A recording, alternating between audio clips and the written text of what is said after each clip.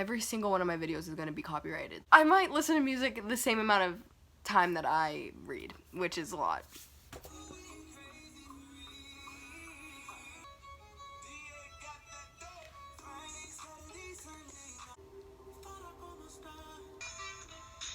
Oh. Yeah, that wouldn't have worked.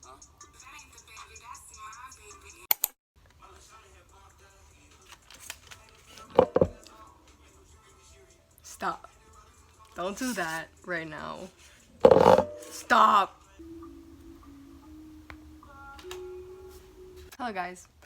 Welcome back or welcome to my channel where we talk about book stuff. Okay, today I'm going to be doing the Nope Trope book tag. This tag was made by Zoe's All Booked. By the way, nobody tagged me. So I'm just going to be doing it because I want to do it. And if any of you guys want to do it, go ahead and do it. I tag you. I'm not quite sure if I'm doing this tag correctly because it has a specific trope that's not good, or usually people don't like it, and then it has a question. So at first I thought you had to answer the question with a book that features the trope, but I don't think that's exactly how you do it. I don't know. I didn't do that because I couldn't. That's very hard. And I don't have that ability in my mental space to do that. Let me know, like, are you guys okay with a almost like 30-minute video? Let me know, because I think it'll end up being like 20-something minutes. Anyways, let's get started with the tag. The first category? Question.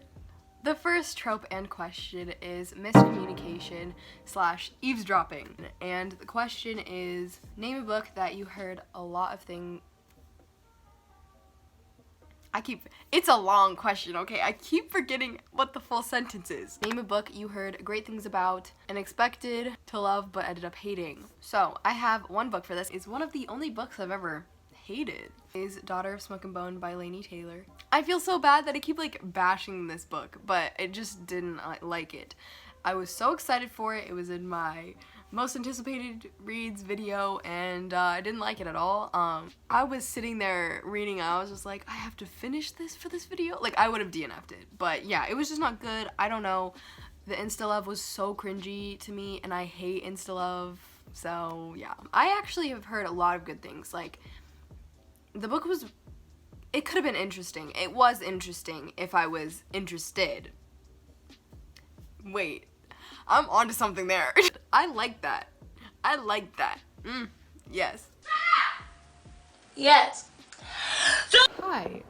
It's the day after. So I completely skipped over this question for some reason. So the second trope was love triangles, and the prompt was name a book series where you cannot pick your favorite book. So I have to go with Bloodlines by Rochelle Mead. I bring only these four because these are the only ones I've read.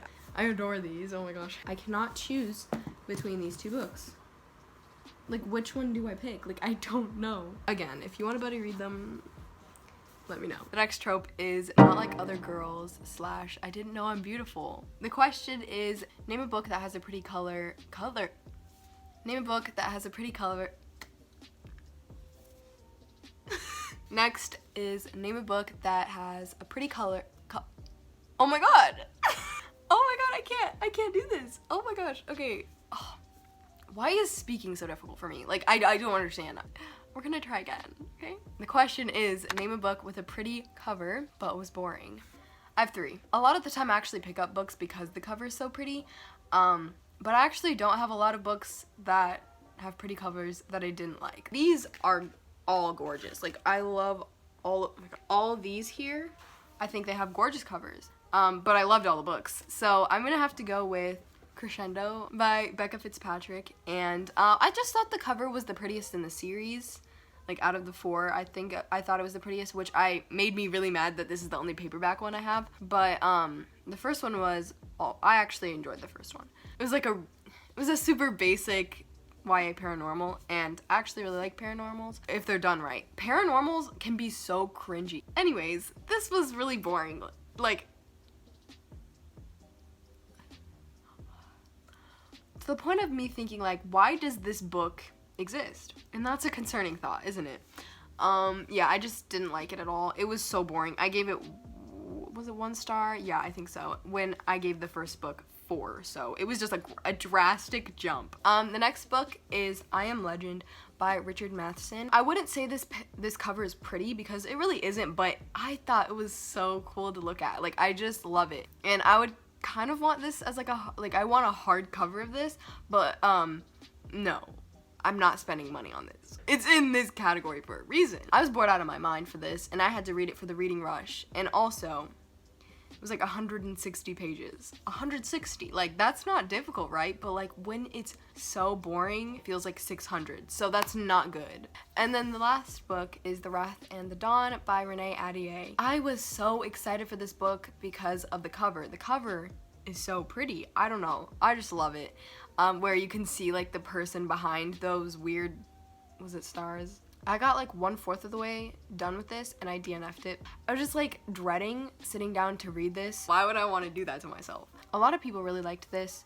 I just thought there was a few things about it that were really problematic, and it kind of like grossed me out. Like, I'm not gonna get into it, but there's a few things that were like, ooh, in the first 25%. So the next trope is all-consuming love, and the question is, name a book that gave you a book hangover. I don't really know if I've ever actually had a book hangover because I just get into like another book right after, so I don't feel sad.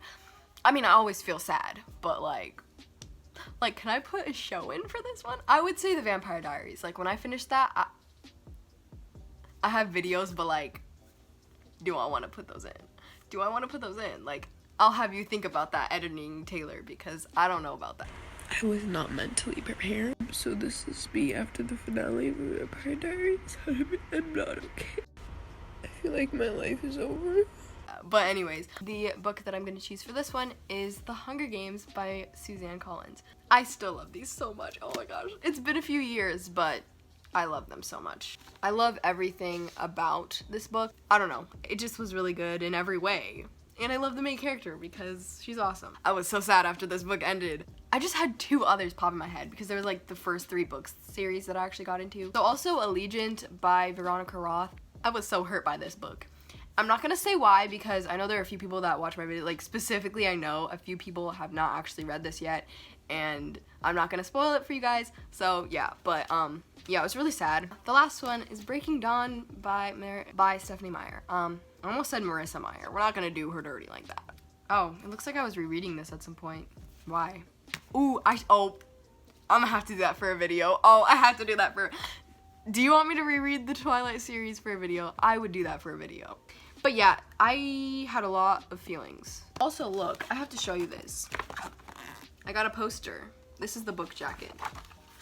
But I got so excited. Though I was never gonna put this on my wall because that's weird. I feel like that's weird. I don't know, it's weird for me. Number 5 is Douchebag Boyfriend. The question is, name a book that took you a while to get into, but you ended up loving. So, for this one, I'm going to have to go with Vampire Academy by Michelle Mead. I was watching a YouTube video, and someone was talking about this, and it was not even BookTube. Like, they just said, I really like this book series. So I was gonna read it online. I saw it at the cheap bookstore, so I bought it, and I got up to, like, I was really slow reading at that time. So I was on, like, page 70 or something, and I was like, I didn't think it was gonna be a good book. Like, I really didn't think I was gonna like it. I ended up really loving this series.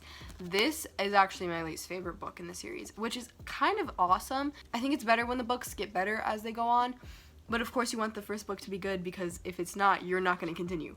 But I actually really liked it in the end, and I would recommend this. Like, if you haven't read this, please read it. Please read it, and just let me know if you like it.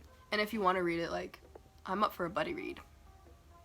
I haven't reread it in a while, so. Next, we have tell us your least favorite and favorite tropes. So I have a list here. First is enemies to lovers. If it's done well and non-problematically. Anyways, I really like that trope. So if you have any recommendations for any of these, like, good tropes that I'm gonna say, like good tropes for me, let me know, because I'm always in need for more books, obviously. Okay, next is hidden power, and I actually really like this trope. It's not like unique or anything, but I think it's cool. And it's really fun seeing them try and work through learning how to use their power, because obviously it's new to them and new to us. Next is the sympathetic villain.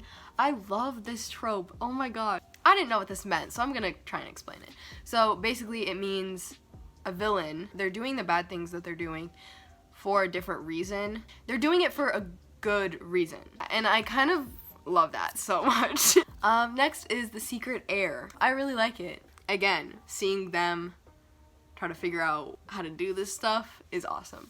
And then last is Slow Burn, and obviously Slow Burn and Enemies to Lovers together. That's important. I needed to mention that.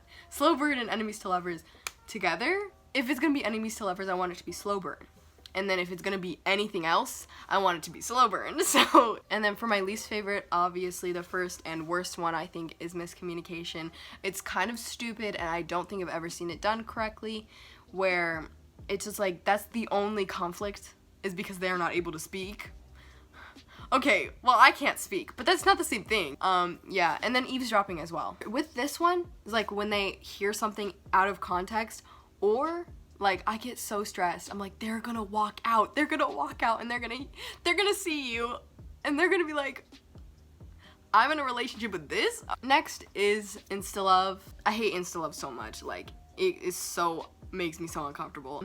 Next is the idiot main character. Why are you the main character? Why are you? I want somebody else's POV. Next is jealousy or paranoid main character, because, oh my gosh. This girl, what the heck is her name? What is her? Nora. Oh my god. She has to be the most annoying main character I've ever read in my life. We got Bella Swan over here. She's more annoying. And then jealousy I can deal with sometimes if it's kind of casual, I guess. But when it's like intense jealousy, like, stop. And then the last one is characters are stereotypes.